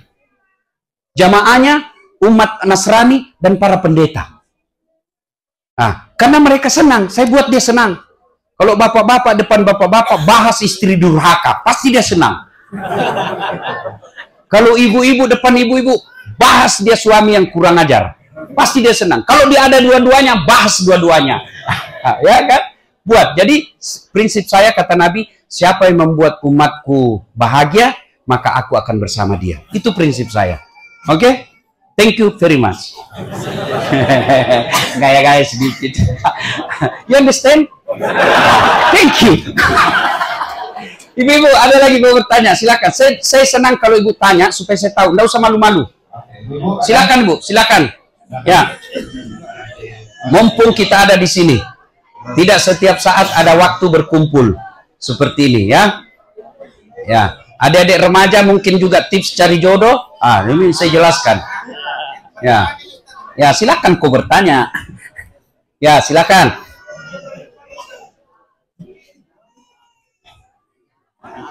Assalamualaikum. Waalaikumsalam. Mana yang bertanya? Terima kasih atas hadirnya.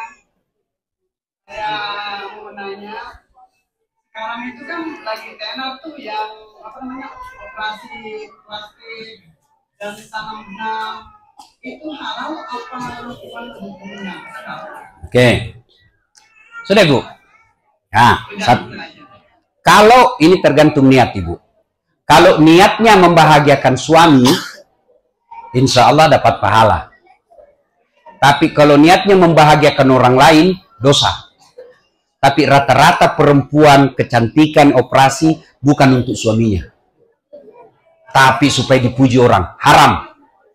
Mana buktinya? Jangankan operasi, berdandan saja pakai baju yang bagus ketika mau tidur,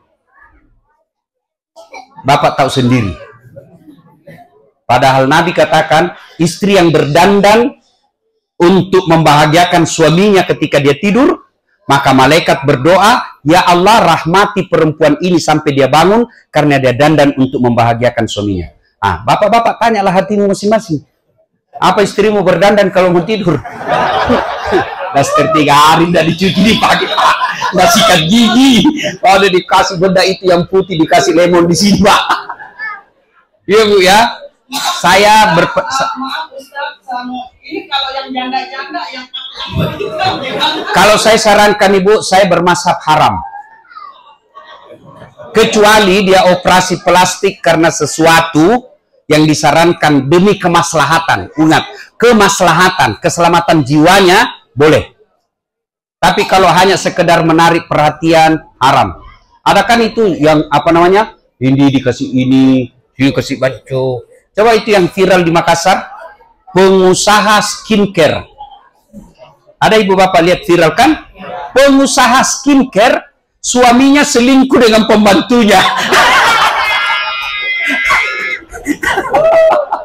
Itu berarti, Bu, bukan kecantikan yang utama buat suami. Ya? Bagi kita suami adalah kemuliaan akhlak. Saya selalu berkata, saya akan keberatan ketika nanti di akhirat istri saya tidak masuk surga.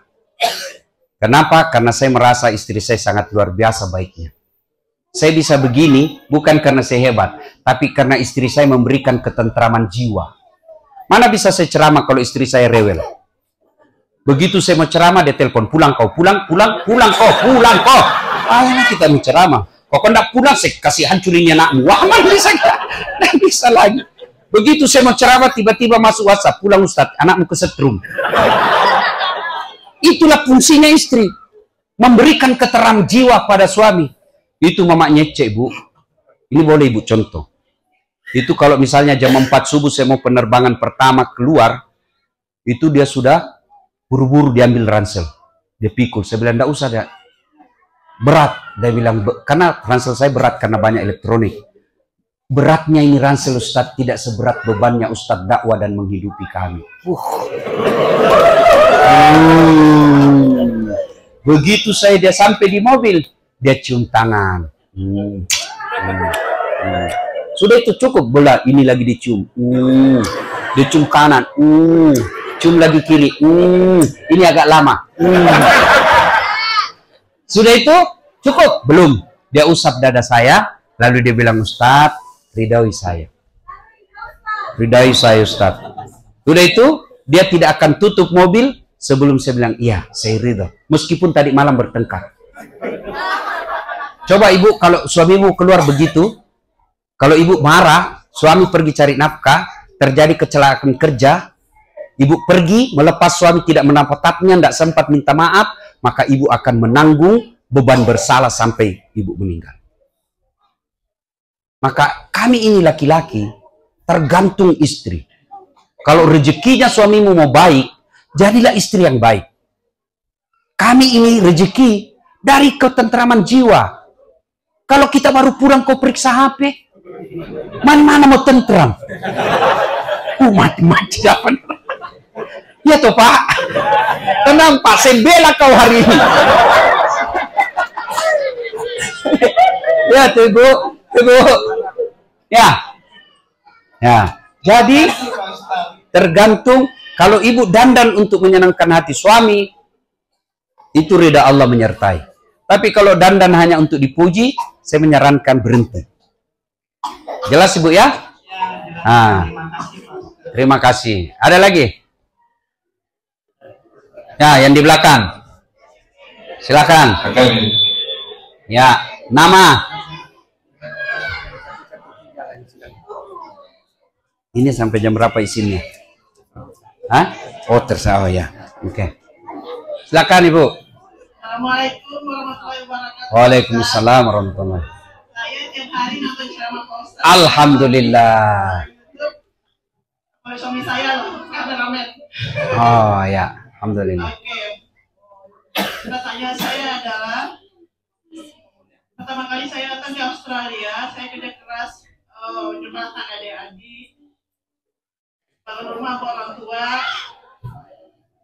sampai naikin haji orang tua. Alhamdulillah.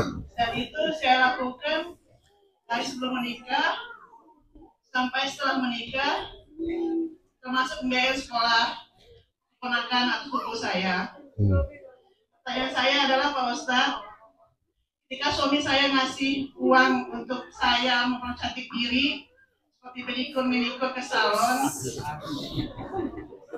saya nggak gunakan uangnya Pak Ustadz, saya kasih ke saudara-saudara saya yang minta uang. Apakah saya berdosa Pak Ustadz? Terima kasih. Tidak berdosa, tetapi lebih baik jujur kepada suami. Nah, ini sudah jujur. Mana suaminya tadi? Alhamdulillah. Sudah jujur ya. Maafkan ya. Ya, si ibu tidak berdosa. Bahkan ibu yang belanjakan kemanakannya sekolah, itu kalau kemanakannya ibu jadi orang baik, itu sama nilainya di hadapan Allah. Ibu punya anak soleh. Anak soleh itu misalnya ibu ya, saya mau penghafal Quran anak saya, tapi anak saya sudah besar di sini dan dia kepala batu, Ustaz. Gimana caranya? Susah sebenarnya nasihati. Kalau dia sudah magister kan, dinasihati lebih pintar dari kita. Maka cari anak-anak penghafal Quran di kampung, dibiayai. Bagi kita 500.000 mungkin di sini tidak ada artinya dalam sebulan, tapi penghafal Quran 500.000 sebulan itu bisa menghidupi dia. Maka cari penghafal Quran di tanah air, di kampung. Saya biayai 2 anak yatim atau anak penghafal Quran. Selama anak itu hafal Quran, ibu dapat pahala pas seperti pahala anak kandung sendiri. Amin, Pak Ustadz. Ya. Alhamdulillah. Ya, Bu, terima kasih. Ya. Jadi ibu-ibu kalau ada mau punya anak yang penghafal Quran, tapi kita tidak punya suami Ustadz, tidak ada anak, Allah tidak adil kalau tidak bisa, ya kan? Maka Allah buka peluang, meskipun bukan dari rahim kita, tapi kita memelihara anak yatim, memelihara orang keluarga di kampung, itu sama anak kandungnya sendiri. Maka ibu-ibu kalau bisa, cari anak yatim, ya sekolahkan, selama dia menjadi orang baik, meskipun ibu sudah wafat, itu transferan amalnya tetap jalan. Ya, saya sarankan kalau bisa ibu tetap jujur sama suami. Ya, jujur itu indah. Dan dia sudah jujur, Pak, ya. Terima kasih. Ada lagi? Adik-adik remaja? Saya cari. Ah, ini dari tadi ketawa terus kau. Siapa namamu? Ada Pak?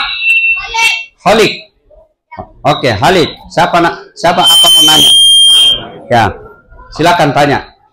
Atau Alif mau menjawab? Ya, langsung saja. Saya dengar. Ya. Ada pertanyaan kok. Ya, silakan. Ustaz tadi bilang ibunya ibu bisa bahasa Inggris, anaknya nggak bisa. Terus bapaknya bagaimana?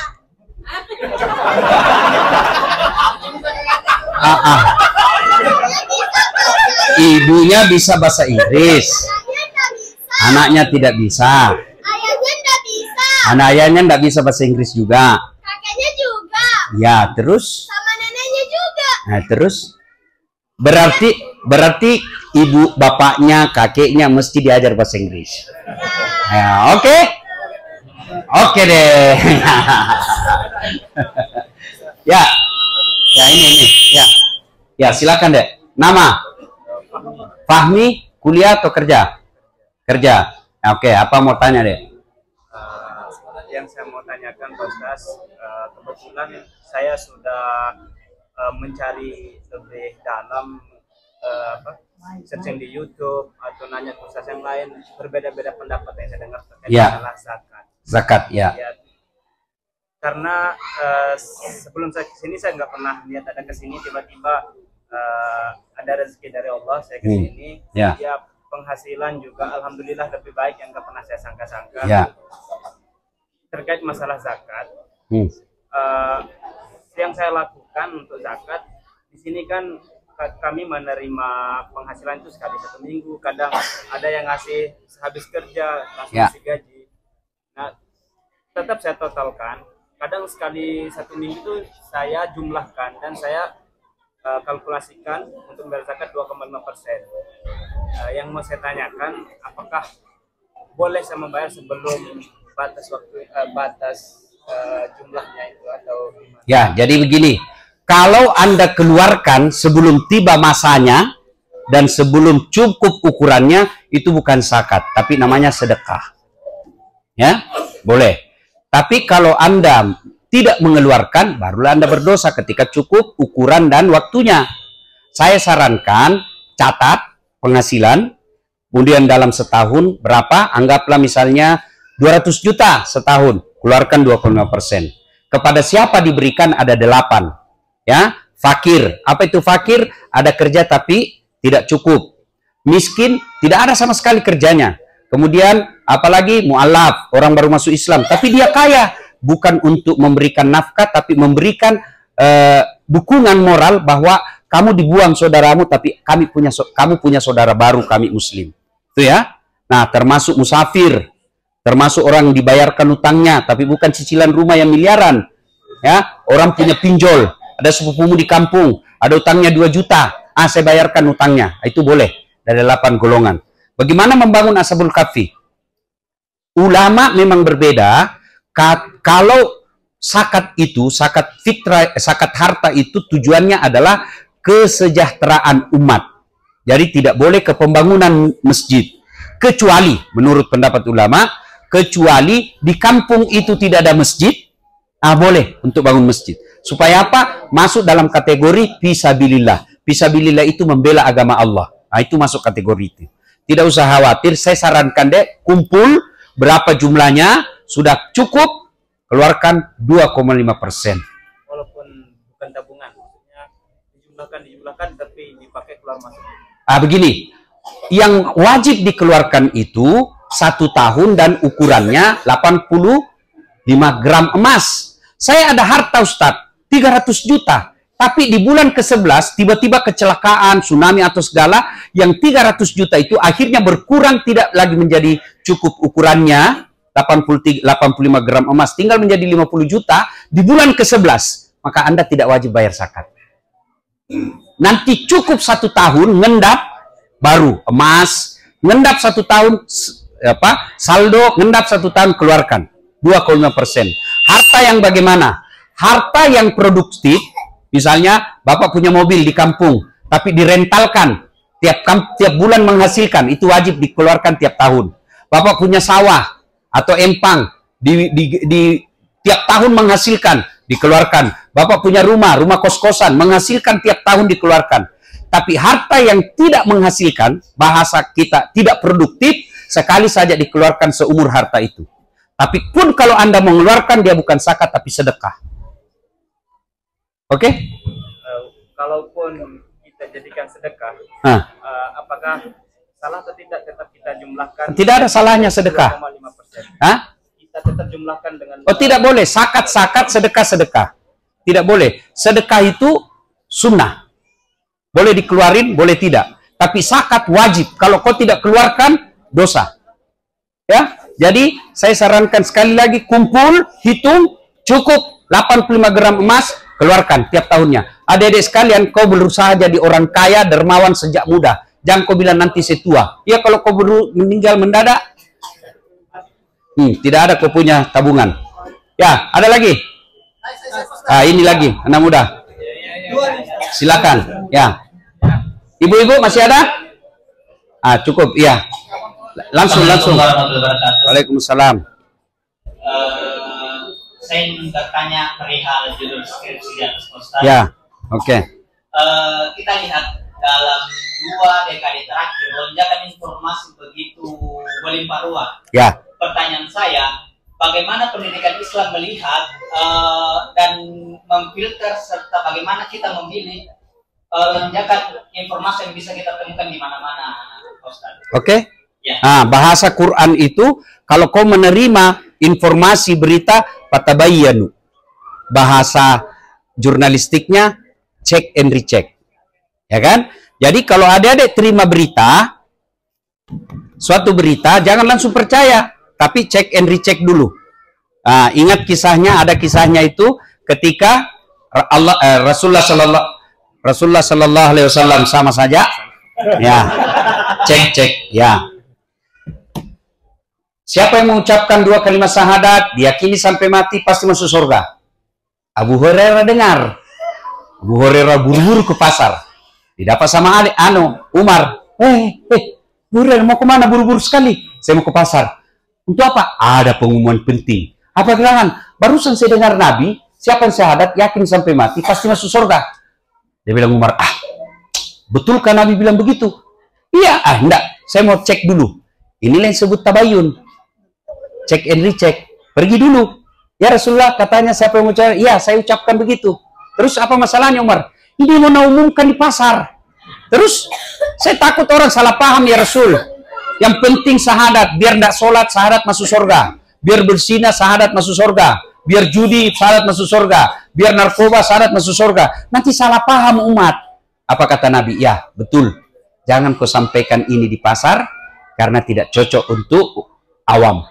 Maka terjadilah ada kalimat dalam Islam, ya, likulli makal makam wa likulli makam makal. Setiap tempat ada bahasa yang cocok untuk tempat itu, dan setiap bahasa ada tempat yang cocok untuk bahasa itu. Jadi kalau kita lihat anak-anak di sini, jamaah kita, mereka semua kunut, jangan kau bahas tidak kunut, pasti dia marah. Ya, maka ketika sekarang jangan cuma percaya amal jariah, ada juga disebut dosa jariah. Apa itu dosa jariah? Kau bercanda tuh di grup WhatsApp, tapi itu yang kelihatan pahanya, kelihatan dadanya, kau sebar. Selama itu video tersebar dan orang bernafsu, kau dapat dosa. Maka itu namanya ditapis. Biar bercanda, jangan candakan sesuatu yang melanggar agama, nggak boleh. Ya, bukan cuma amal jariah, tapi dosa jariah. Misal, kamu jual baju, tapi baju yang kelihatan pahanya, atau salah di yang kelihatan pahanya, baju yang kelihatan dadanya. Anda jual, bawa ke Indonesia, kau jual. Selama baju itu beredar dan dicontoh orang banyak, selama itu beredar, kamu dapat kiriman dosa. Namanya dosa jariah. Begitu juga kalau kau ajarkan ilmu salah. Ilmu membobol, apa itu? ATM. Selama orang pakai itu ilmu, itu udah dapat dosa. Maka di zaman digital ini, Dek, memang ini luar biasa. Tapi jangan ambil sisi negatifnya. Ambil sisi positifnya. Dulu saya mau belajar, Pak, fikih susah sekali. Ada buku, belum tentu kita bisa beli. Ada lagi bisa dibeli, belum tentu kita tahu baca. Kenapa? Huruf Arab yang ada titik-titiknya. Dia bilang, temanku sudah di ospek, sudah digundul. Tidak bisa dibaca. Bisa dibaca, belum tentu lagi bisa dipaham. Sudah bisa dipaham, belum tentu lagi kita bisa memaknainya. Maka ini juga yang selalu saya sampaikan, hargai juga ustadzmu. Coba adik-adik sekalian, ya bapak-bapak, apa yang saya sampaikan ini Pak, belasan buku yang saya baca.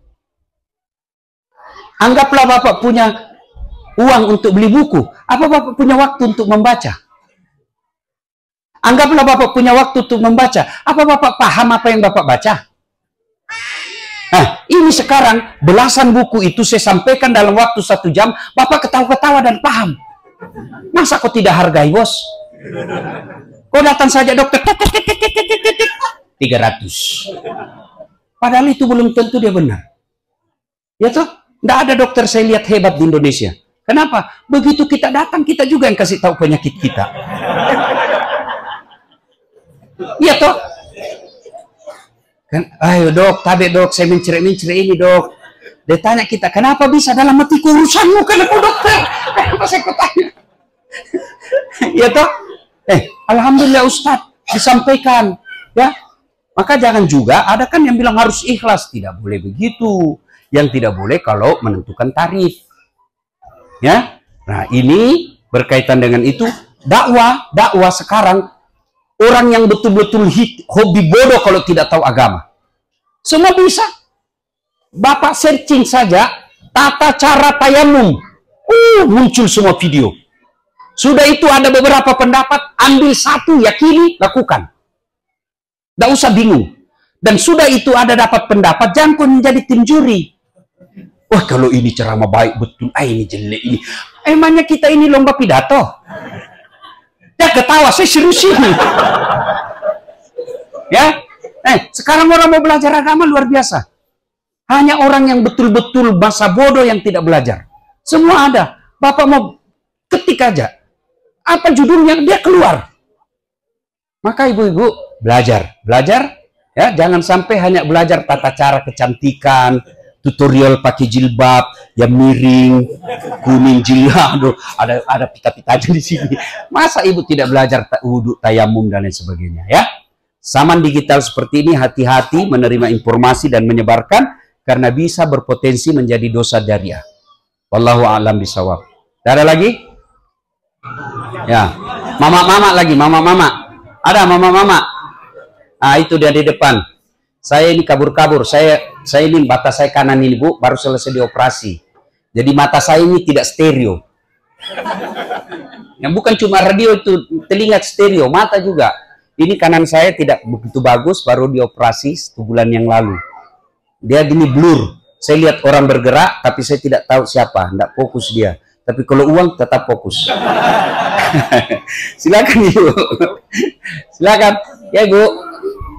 Silakan langsung saja Ibu, langsung ya. Waalaikumsalam warahmatullahi. Ya.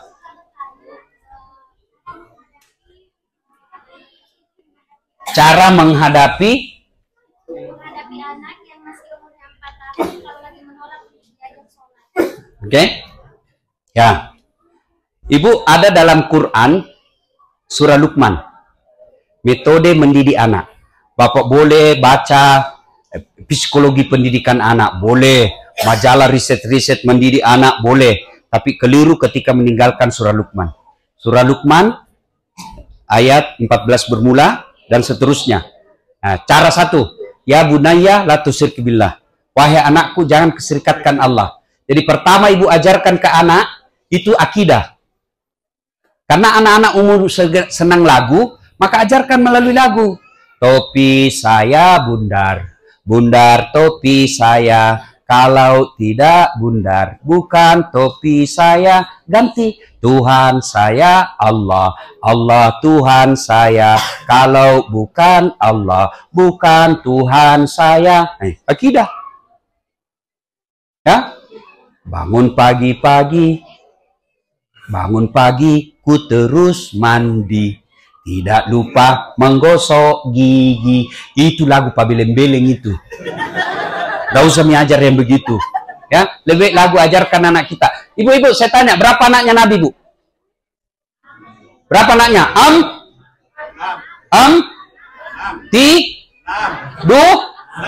Salah. Anak-anak Nabi ada 7 orang, 3 laki-laki, 4 perempuan. Pertama Qasim, Abdullah, Ibrahim, Zainab, Ruqayyah, Ummu Kalsum, Fatimah. Dari lagu Bapak baru tahu toh 7 anaknya Nabi. Iya toh? Nah, maka Bapak Ibu saudara-saudara sekalian, ajarkan boleh melalui lagu, ya. Nah, bagaimana anak yang disuruh dan tidak mau, memang usia 4 tahun itu perlu ketahanan mental, kekuatan. Maka Ibu, cara mendidik anak satu, dengar ini, ibu-ibu amalkan. Satu, kasih nama yang baik. Jangan kasih nama yang tidak jelas agamanya. Jangan lagi berkata apa arti sebuah nama. Bayangkan kalau tidak ada namanya semua Bapak di sini, bagaimana Bapak komunikasi? Halo, ada Ustadz Bapak, itu yang pendek. Banyak Ustadz pendek di Indonesia. Bayangkan bagaimana seandainya tidak ada nama, bagaimana itu caleg kampanye. Pilih saya, siapa? Anu? Siapa? Anu. Coba, jangan kasih nama yang tidak ada faedah. Kasih nama menurut Nabi, kasih nama yang ada doa di dalamnya. Nama anak kita mutmainnah, itu artinya jiwa yang tenang. Jangan bilang apa arti sebuah nama. Coba Bapak sebut namanya, minimal 2 saya bisa tahu. 1, agama, 2, suku. Coba Pak, siapa namamu? Abdul Jabbar, pasti Muslim. Siapa namamu? Bertus Titinus Tanus. Pasti bukan Muslim ini kan? Biasanya. Ya toh? Siapa namamu? Jokowi. Pasti Jawa. Ya toh? Siapa namamu? Margana, Sunda. Siapa namamu? Ambok Dalle, Bugis. Tidak mungkin ada orang Jawa namanya Ambok Dalle. Jenenge siapa Mas? Ambok Dalle. Ya, nama dan nama ya. Jadi kasih nama, boleh kasih nama-nama modern ya, misalnya William, sudah terlanjur. Islamkan. Bagaimana cara mengislamkannya? Tambah di depannya Muhammad Abdul William.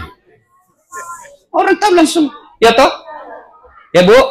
2, cara mendidik anak. jangan memberi makan haram. Maka istri yang baik, datang suami, Pak, halal tidak? Biasanya kau cuma terima 5.000. Kok ini menjadi 6.000? Dari mana ini 1.000-nya? Itu baru bisa. Ini 1.000 tidak halal, sudah keluarin. Saya tidak mau makan ini. Itu baru istri yang baik. 1.000 bisa tahan.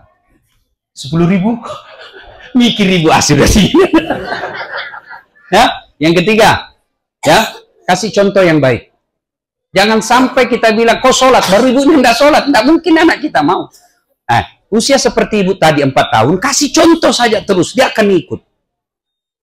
Ajak dia. Soal kita sudah takbir, dia main. Yang penting dia sudah kita ajak. Kasih contoh. Bapak-bapak dilarang anaknya merokok. Awas kalau kau merokok, setempelin kamu. 10 menit kemudian, kau pergi beli rokok. Nah, itu aslinya beleng-beleng. Ya. Yang kelima, ibu yang paling penting, doakan. Allahumma rabbi habli minas solihin. Ya Allah, berikan hamba anak yang soleh. Hidayah datang dari Allah. Bu ya? Wallahu a'lam bishawab. Cukup? Ada lagi? Nah, nih. Silakan. Silakan. Assalamualaikum Ustaz. Waalaikumsalam warahmatullahi wabarakatuh. Alhamdulillah madeceng. Jadi menyikapi beberapa sesuatu yang viral di Indonesia tentang berita kemarin Torik haji 2 bulan, terutama kita orang Bugis Makassar, banyak orang ke tanah suci itu motivasinya bukan untuk beribadah, tapi hanya ingin dipanggil haji. Bagaimana hukum panggilan haji untuk orang yang baru pulang dari tanah suci? Karena dari sejarahnya yang saya baca, haji itu pemberian Belanda untuk menandai orang-orang yang baru pulang dari tanah suci untuk diawasi. Ya, terima kasih. Innamal a'malu binniyat. Amal itu tergantung niat. Bisa jadi ongkos hajinya sama, tata caranya sama, tapi di hadapan Allah beda. Ya, saya kasih contoh sederhana. Ada ustadz memiliki 2 orang santri, kasih ilmu, sudah ilmunya semua habis, sudah ilmunya ustadz ini sudah dikasih semua. Lalu ustadznya berkata, nak silakan kau turun gunung, kau amalkan ilmu, kau hidup dengan ilmuku yang saya sudah kasih. Turunlah 2 anak santri ini, satu jadi tukang kebun, satu jadi pedagang. Yang tukang kebun dia tanam ubi, begitu panen dia ingat gurunya, saya bisa panen ini gara-gara ilmu dari guru saya. Dia ambil ubinya yang paling baik, dia masukin dalam karung, dia pikul. Assalamualaikum guru. Waalaikumsalam. Gimana kabar nak? Saya jadi petani guru. Ini ada ubi saya bawa. Ini yang paling baik guru. Baik memang sifatmu nak. Bawa masuk ke istri. Bawa. Cerita-cerita. Sudah cerita guru. Saya mau pamit. Kata guru, tunggu dulu nak. Kau duduk dulu. Masuk ke istrinya. Bu, apa dikasih ini anak kita? Baik. Jauh-jauh dia pikul ini kasihan. Ubi. Nggak ada pak. Kasihan dia kalau pulang nggak ada oleh-oleh. Nggak ada pak. Kecuali itu ada kambing kemarin dia bawa Pak Camat. Kata gurunya, sudah kasih aja itu kambing, saya kolesterol. Nggak suka saya kambing. Kasihlah dia kambing. Pergi tadi bawa? Pergi bawa apa? Pulang bawa kambing. Jalan. Bawa kambing. Di jalan ketemu teman yang pedagang. Mas bro, dari mana? Saya dari rumahnya guru. Kenapa ada kambing? Itulah guru kita baik. Betul. Saya bawakan ubi, dikasih saya kambing. Hah? Iya, ubi. Iya, kau dikasih kambing? Iya. Jalan kalkulatornya ini pedagang. Namanya pedagang, mikirnya untung rugi. Apa dia pikir? Ini aja bawa ubi, dikasih kambing. Apalagi kalau lebih dari ubi. Dia pulang ke rumahnya, ambil sembako 1 mobil pickup. Dia isi banyak segala satu. Assalamualaikum guru. Waalaikumsalam. Gimana kabar nak? Saya setelah keluar dari pondok, saya pedagang guru. Ini ada sembako, saya bawa 1 mobil. Wah, banyak betul nak, baik betul kau. Ya guru silahkan nikmati. Cerita-cerita, saya mau pulang dulu guru. Tunggu dulu nak. Masuklah gurunya, dia bilang dapat sudah saya ini. Dapat saya sudah. Bu, apa dikasih anak kita itu? Dia bawakan kau sembako. Dah ada pak. Kasihan dia kalau tidak ada pulang bawa, tidak apa-apa. Dah ada pak. Kecuali itu ubi yang dibawa. Ya sudahlah, kasih aja ubi. Pergi tadi bawa? Pulang bawa ubinya lagi temannya. Begitu juga di pengajian ini. Ada yang pulang bawa sembako, ada yang pulang bawa kambing, tidak sedikit yang pulang bawa ubi. Begitu juga orang haji. Sama harganya, sama tata caranya. Ada yang pulang betul-betul menjadi mabrur, ada yang hanya dapat gelar haji. Dan ciri-cirinya hanya dapat gelar haji, dia marah kalau ditulis namanya tidak ada huruf H-nya. Kalau dipanggil dasat, enggak balik. Dasat, enggak balik. Pak Dasat, Haji Dasat. Apa? Itu ciri-ciri ya. Haji mabrur itu adalah haji yang melakukan perubahan setelah pulang haji. Sebelum haji masih pakai jilbab sempit-sempit. Sempit sudah sama warna kulitnya. Nah, pulang haji longgar, itu mabrur. Sebelum haji malas sekali dia berjamaah. Pulang dari haji berjamaah di masjid. Itu haji mabrur. Haji mabrur itu bukan ukurannya di Mekah, tapi setelah pulang dari tanah suci. Adapun yang viral-viral itu, kan sempat itu di medsos saya share itu yang pulang pakai emas banyak. Lalu saya bilang, ini supporter bola atau penyambut? Dimaki dia di medsos. Ya? Kayak orang kesurupan. Akhirnya dicari sama bea cukai. Itu emasnya kan banyak begitu. Begitu ditangkap, dia bilang ini cuma palsu. Kayak ternyata emas semprotan. Itulah orang Bugis.